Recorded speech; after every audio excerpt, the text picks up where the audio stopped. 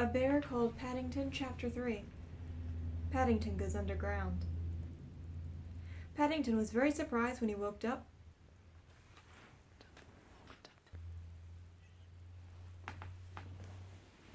A Bear Called Paddington, Chapter 3. Paddington Goes Underground. Paddington was very surprised when he woke up the next morning and found himself in bed. He decided it was a nice feeling as he stretched himself and pulled the sheets up around his head with a paw. He reached out with his feet and found a very cool spot for his toes. One advantage of being a very small bear in a large bed was that there was so much room. After a few minutes, he poked his head out cautiously and sniffed. There was a lovely smell of something coming under the door. It seemed to be getting nearer and nearer. There were footsteps, too, coming up the stairs. As they stopped by his door, there was a knock, and Mrs. Bird's voice called out, "Are you awake, young Paddington?" "Only just," called out Paddington, rubbing his eyes. The door opened. "You've had a good sleep," said Mrs. Bird as she placed a tray on the bed and drew the curtains. "And you're a very privileged person to have breakfast in bed on a weekday." Paddington eyed the tray hungrily. There was half a grapefruit in a bowl, a plate of bacon and eggs, some toast, and a whole pot of marmalade, not to mention a large cup of tea. "Is that all for me?" he exclaimed. "If you don't want it, I can soon take it away again," said Mrs. Bird. "Oh, I do," said Paddington hurriedly. "It's just that I've never seen so much breakfast before." "Well, you'd better hurry up with it." Mrs. Bird turned to the doorway and looked back. "Because you're going on a shopping expedition this morning with Mrs. Brown and Judy. And all I can say is, thank goodness I'm not going too." She closed the door. "Now I wonder what she meant by that," said Paddington. But he didn't worry about it for very long. There was far too much to do. It was the first time he had ever had breakfast in bed, and he soon found out it wasn't quite so easy as it looked. First of all, he had trouble with the grapefruit. Every time he pressed it with his spoon, a long stream of juice shot up and hit him in the eye, which was very painful. And all the time he was worried because the bacon and eggs were getting cold. Then there was the question of the marmalade. He wanted to leave room for the marmalade. In the end, he decided it would be much easier if he mixed everything up on one plate and sat on the tray to eat it. "Oh, Paddington," said Judy when she entered the room a few minutes later and found him perched on the tray. "Whatever are you doing now? Do hurry up. We're waiting for you downstairs." Paddington looked up, an expression of bliss on his face, that part of his face which could be seen behind eggy whiskers and toast crumbs. He tried to say something, but all he could manage was just a muffled grunting noise which sounded like, "I'm just going," all rolled into one. "Really?" Judy took out her handkerchief and wiped his face. "You're the stickiest bear imaginable, and if you don't hurry up, all the nice things will be gone. Mommy's going to buy you a complete new outfit at Barkridge's. I heard her say so. Now come here quickly and come on down." As she closed the door, Paddington looked at the remains of his breakfast. Most of it was gone, but there was a large piece of bacon left, which it seemed a pity to waste. He had decided to put it into his suitcase in case he got hungry later on.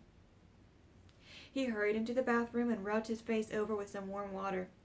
Then he combed his whiskers carefully, and a few moments later, not looking perhaps as clean as he had done the evening before, but quite smart, he arrived downstairs. "I hope you're not wearing that hat," said Mrs. Brown as she looked down at him.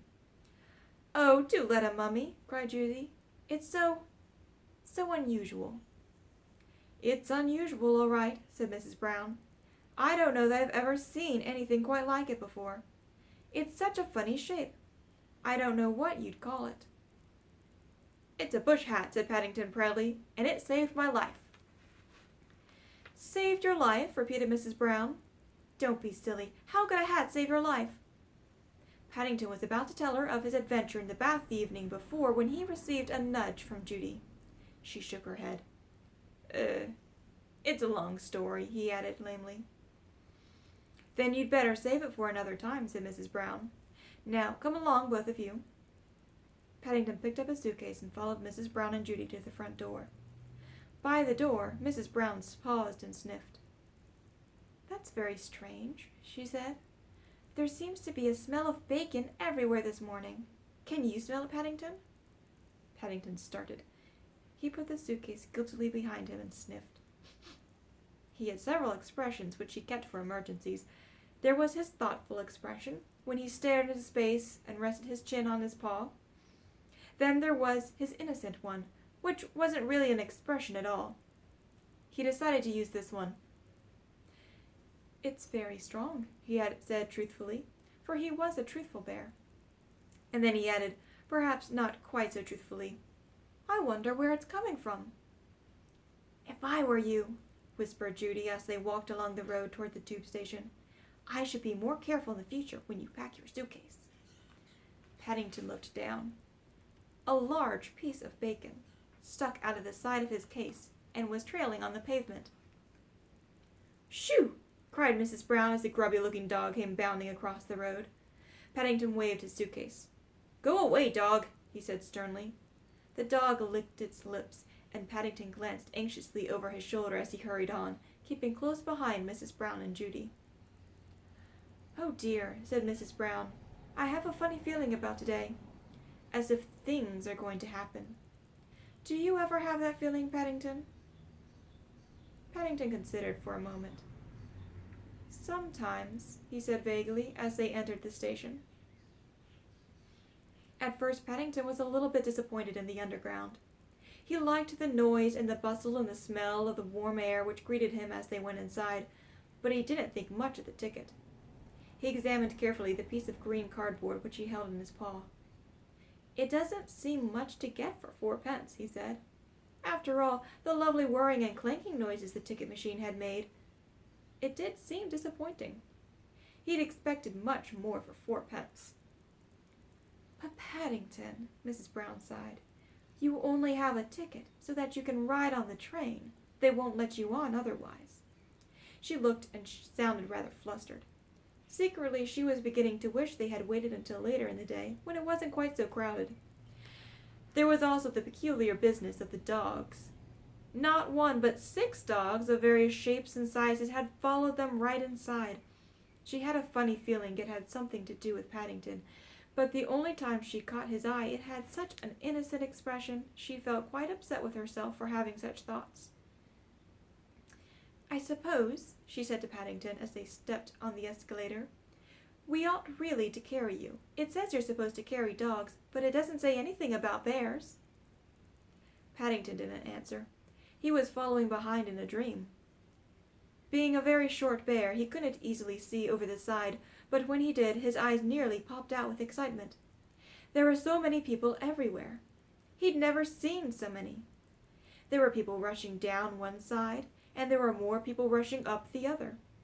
Everyone seemed in a terrible hurry. As he stepped off the escalator, he found himself carried away between a man with an umbrella and a lady with a large shopping bag. By the time he managed to push his way free, both Mrs. Brown and Judy had completely disappeared. It was then that he saw a most surprising notice. He blinked at it several times to make sure, but each time he opened his eyes, it said the same thing. "Follow the amber light to Paddington."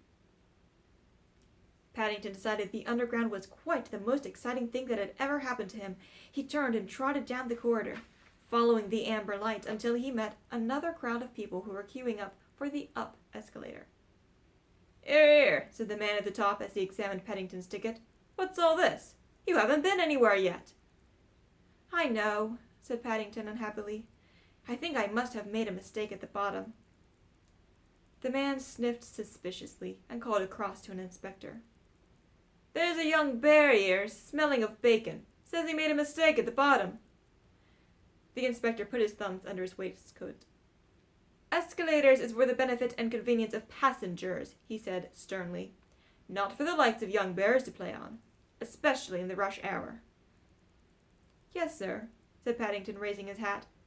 "But we don't have laters," said the inspector helpfully. "Laters," said Paddington, "in darkest Peru. I've never been on one before, so it's rather difficult." "Darkest Peru?"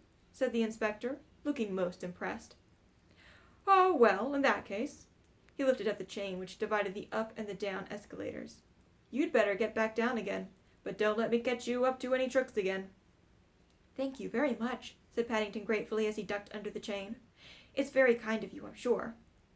He turned to wave goodbye, but before he could raise his hat he found himself being whisked into the depths of the underground again.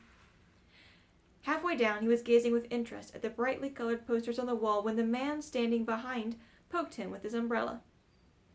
"There's someone calling you," he said. Paddington looked round and was just in time to see Mrs. Brown and Judy pass by on their way up.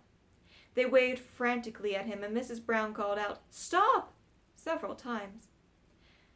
Paddington turned and tried to run up the escalator, but it was going very fast, and with his short legs, it was as much as he could to even stand still. He had his head down, and he didn't notice a fat man with a briefcase who was running in the opposite direction until it was too late. There was a roar of rage from the fat man, and he toppled over and grabbed at several other people. Then Paddington felt himself falling. He went bump, bump, bump, all the way down before he shot off the end and finally skidded to a stop by the wall. When he looked round, everything seemed very confused. A number of people were gathered around the fat man who was standing on the floor rubbing his head. Away in the distance, he could see Mrs. Brown and Judy trying to push their way down the up escalator. It was a while he was watching their efforts, and he saw another notice. It was in a brass case at the bottom of the escalator, and it said, in big red letters, "To stop the escalator in cases of emergency, push the button." It also said in much smaller letters, "Penalty for improper use, €5." But in his hurry, Paddington did not notice this. In any case, it seemed to him very much of an emergency. He swung his suitcase through the air and hit the button as hard as he could. If there had been confusion while the escalator was moving, there was even more when it stopped.